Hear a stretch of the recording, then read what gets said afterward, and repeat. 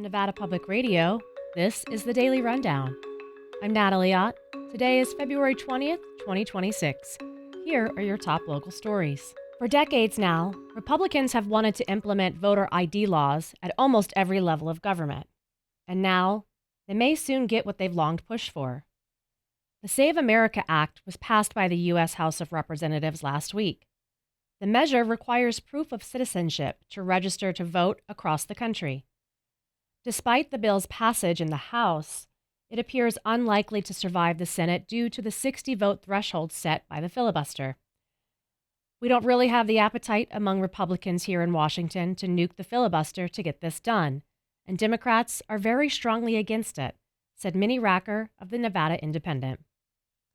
The Trump administration, however, has vowed to enact a major election overhaul, even going so far as to call for nationalizing election administration.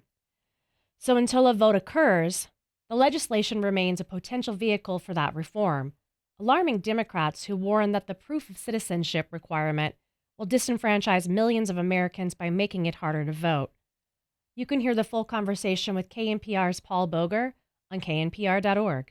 The Nevada Board of Examiners has awarded more than $100,000 in damages to a Winnemucca woman who was imprisoned under a century-old anti-abortion law. The board, comprised of Governor Joe Lombardo and other top state officials, voted to compensate Patience Russo, who spent 2 years in prison for burying her stillborn baby's remains in her backyard in 2018. Russo was charged with felony manslaughter under a 1911 law that makes it a crime to ingest drugs with the intent to terminate a pregnancy past 24 weeks.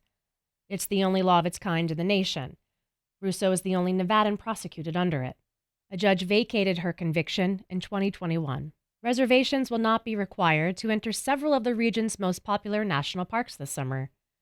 The National Park Service says it's scrapping time entry systems at Glacier National Park, Arches National Park, and Yosemite National Park.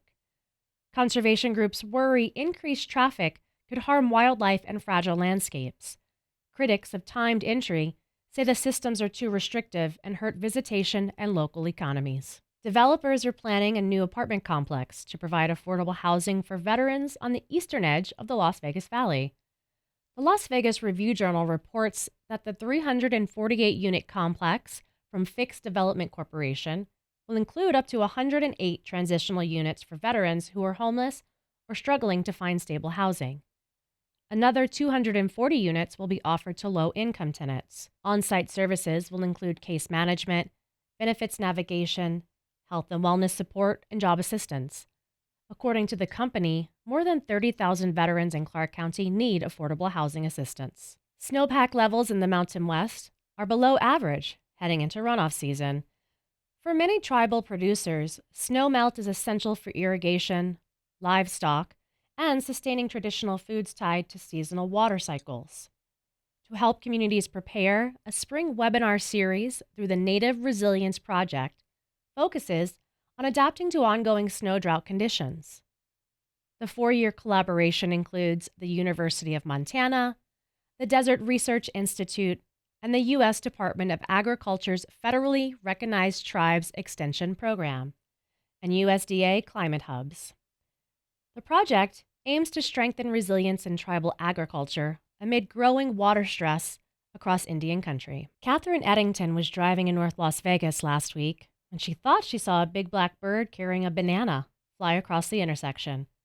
But after a closer look, she realized it was a toucan, a tropical bird from the rainforests in Central and South America, known for their large, colorful bills. They're beautiful birds, so being able to see something like that so close to home was fascinating, said Eddington, who recognized the bird from social media and contacted Animal Rescue. That toucan is named Sam, and he has been living in the area since November when a resident posted online that he'd escaped from his cage. After surviving the Las Vegas desert for months, Sam has captivated community birding groups, with people posting occasional sightings around town. A local rescue group has been trying to catch him for months, and the clock is ticking. This has been the Daily Rundown, a production of Nevada Public Radio. To hear more or to support public radio in Southern Nevada, visit knpr.org.